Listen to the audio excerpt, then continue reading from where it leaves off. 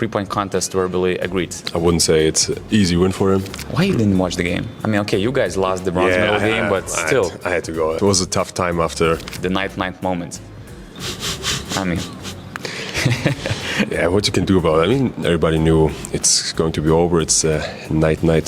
Said, hey, did you know that he needs one more three-pointer to make the record? One actually comes from Nigel Hayes-Davis. Is that real or it is artificial intelligence?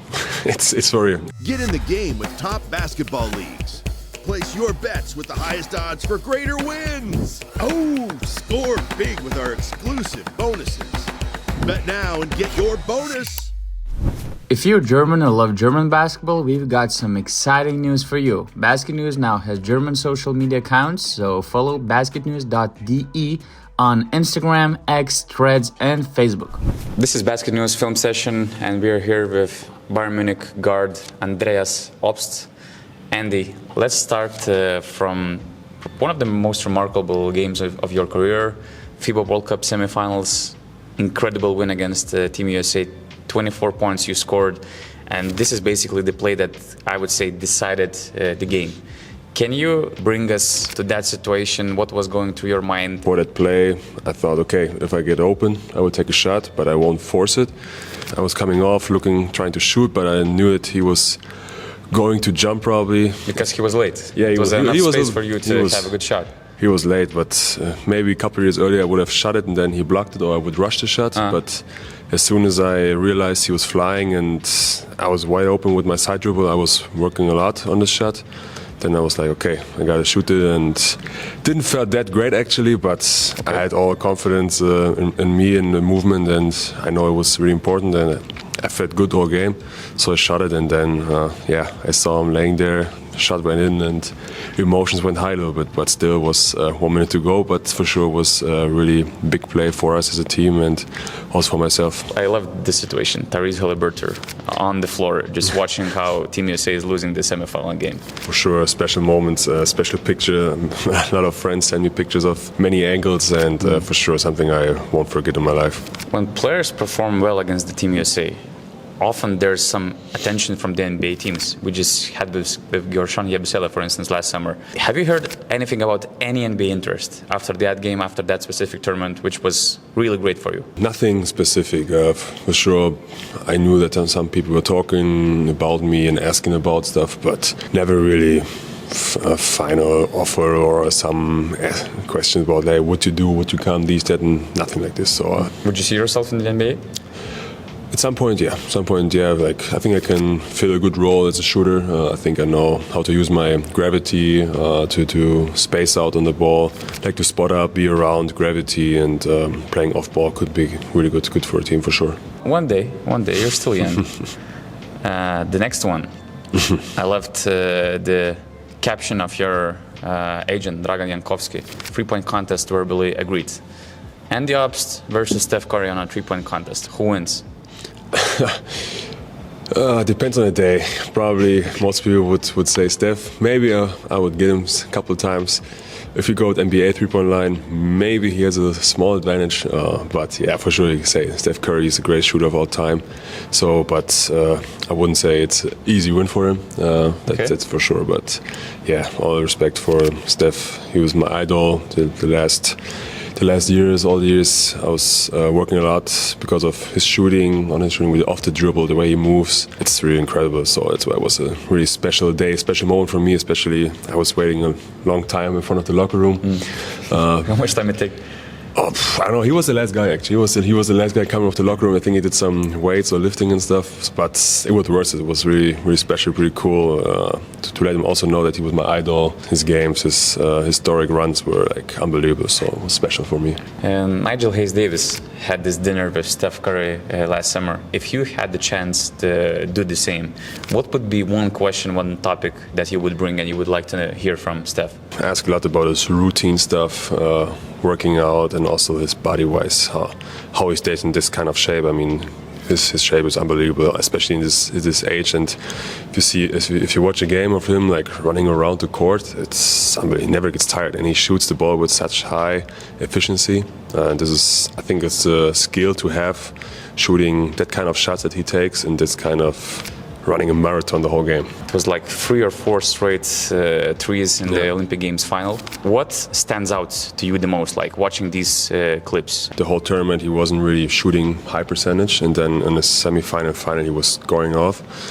And I mean, everybody knows Steph, and moments like this, he's locked in, he's there, and if he catches fire, he knows how to get the shot off. He could use it or take the shots all the time for sure, but in that kind of moments, he knows he just needs a small window to shoot, and he was so confident to take those shots. It doesn't matter if he missed the whole tournament, but he's there. Were you in the building? No, I wasn't. Why you didn't watch the game? I mean, okay, you guys lost the bronze medal game, but still. I had to go. It was a tough time after we lost the bronze medal game. Serbia was not so easy. It was hard. And for sure I watched it, but I couldn't be in the arena. It would be a little bit too hard. I mean, now watching the highlights of the final, probably you would have changed your mind, you know. Yeah, when I saw the game, or when I saw especially Steph going off at the end, I was like, okay. I forgot a little bit what happened before, but because to witness this is something crazy. I want you to break down the next three-pointer, because that was an amazing wrap of the final, the night moment.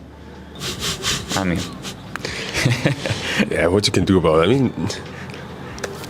I mean, it's Steph. He has nothing else to lose. And that's a shot. He did it many times, and for sure, it looks like a shot that he throws away like nothing. But if you watch his career, he took this shot kind of going with the right dribble, stepping back. He did it many times, and it's actually pretty good efficiency. 2 people are coming to defend, but he's in the zone and he doesn't care. He just needs to let it go, and then the basket is like an ocean, and then it goes in. And for sure, everybody knew it's going to be over. It's night. You were also in your own zone that night. Yeah. 11 threes against Barcelona, the new EuroLeague record, 34-point performance. What it takes to set a 3-point record in the EuroLeague? What has to be the setting for that kind of a performance? I think I had from the beginning a good rhythm. The first shot was not an easy shot, but made it, so had a good feeling from the beginning immediately. And then, for sure, a lot of stuff need to come together. Made some tough shots too. Need just a little bit of good day, kind of not luck, but also be in the right position. But the teammates need to find you, to help you, to screen you. At the end, Shabazz did his part. Shabazz did his part. He was calling us together in the huddle, 2 minutes to go. Said, "Hey, did you know that he needs one more 3-pointer to make the record?" And then, of course, we kind of forced it, but. My last 3 was. I thought Dario Brizuela was going to foul me, but at the end he didn't do it. Just to stop you from setting a record, right? Yeah, just like they happened with Nigel Hayes-Davis scoring 50. Yeah. They wanted to foul him or to foul somebody else, not to send him to the free throw line. Yeah, probably. But I don't know if he thought about it or did it. But in the end, I did the crossover and he was kind of reaching. But at the end, he didn't reach. But I thought for a second he's going to foul, but he didn't do it. Thanks to him. It was a special night for sure. I had a feeling every ball could go in, but the easiest one kind of I missed. I made the hard ones, but yeah, sometimes like this. And I didn't have the greatest percentage yet so far this season at the beginning of the first games, but then kind of went off and had a great night. And what are the 3-point shooting essentials to Andreas Obst?